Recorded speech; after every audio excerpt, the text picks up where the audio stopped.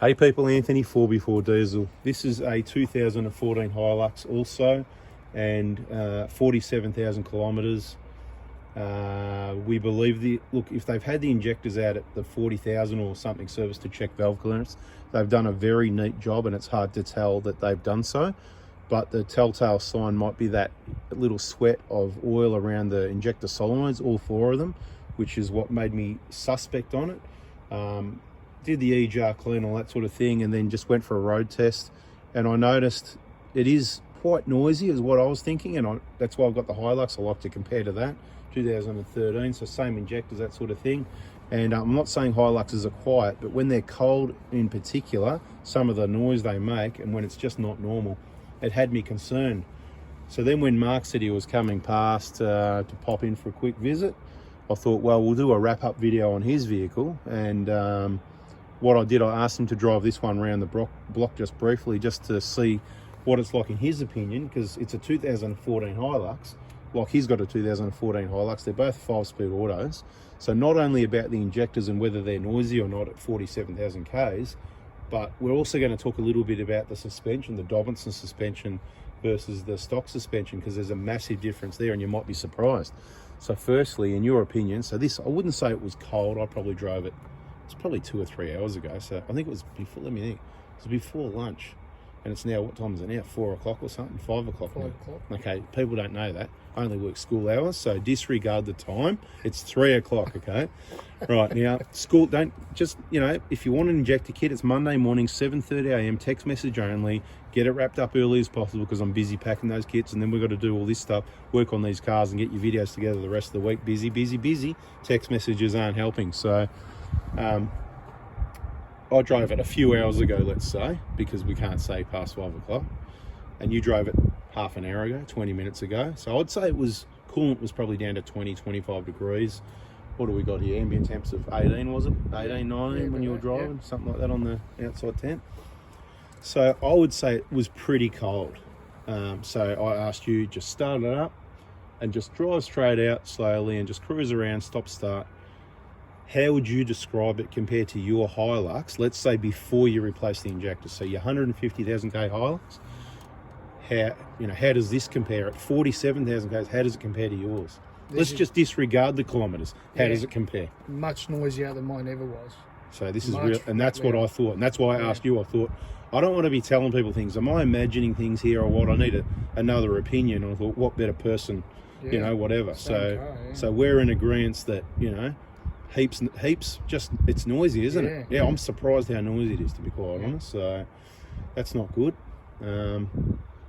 Yeah, so in what, you know, is it noisy down low, under load, you know, how, is it the same sort of noise that's noisier, or is it a different noisier? Similar. I think mine was maybe a bit noisier under load, and that cold starts when you're loading it up a little bit, it was noisier. This sort of seems to be in that neutral spot, you know, it's under a little bit of load, but not heaps. And they do that a bit, but I just, for me, look, when I drive my Hilux now, it's quiet when it's cold. It's, if anything, you get the rattle out. Once it's fully warmed up under those certain, because that's the normal Hilux, bloody rattly Hilux thing, but that's the normal thing, you know what I mean? Where this, I was just hardly even driving. Every time I touch accelerator, it was like, this is just noisy. So it's not just me. Okay, cool. All right, so given what's that thing? What's that thing? I don't know, actually. I haven't looked at that yet. What would it be? Rust protection, maybe, or something? It says mix. It's upside down. I can't read it. Mix retro. I can't even read what it is. Someone knows. Is that to do with the headlights? Hang on. Oh, yeah. Could be a headlight upgrade. Maybe the headlight module or something. Yeah. Headlights. There you go. All these things, there's that many different things bolted to cars. I just don't look at them, you know. I just go, what? Can you people see that thing over here? It's over here, just there. We're talking about that thing there. Anyway, whatever. So look, moving on from the injector. So I'm probably going to say to him, look, I don't think it's an urgent thing like bad, but I suppose maybe it could be, you know. It would be, honestly. From what if it was my car, I'd be changing the injector. That's what 100%. I just said to Johnny. I said, mate, when I came back, I said, if that was my car, I'd be changing the injectors. So, definitely. So yeah, I'll let him know about that. Especially for me, just changing them now and having fresh injectors in that and seeing what it can be like. Yeah. Absolutely. So you're the best judge of that, you know what I mean? Because you've just done it. Because for me, I know what's normal and what's not, usually, but they all vary. Autos, manuals, this year, that year, Prado, Hilux, all this. The owner of the vehicle knows the vehicle better than anyone else. So I can go, yeah, that's normal, I think it's better or it's worse, whatever. We'll probably agree on that, but you know your car better. And if you brought in a vehicle at 300,000 Ks saying, I just want to change the injectors at prevention, it's not noisy or anything, I'm happy with that, and they've never been touched, I'll be going, okay. But you could be right, and then I could do the injectors, and you could get it back and go, I reckon it's about the same or even a little bit noisier. That could even happen. It's a possibility. Yeah. Do you know what I mean? Because you know your vehicle better, and if there was nothing wrong with it and they weren't worn, they're full DLC, you've done highway Ks for 200,000 or 300,000 Ks, they could still be in good condition. Anyway, whatever, you know. So, all right. So I'll let him know that's where it's at. I'll send him this video and he can have a think about it. So let's talk about suspension for a little bit, if you don't mind, because you've had the Dobinsons in now for how long? How long? Maybe about a year, something like that. Yeah.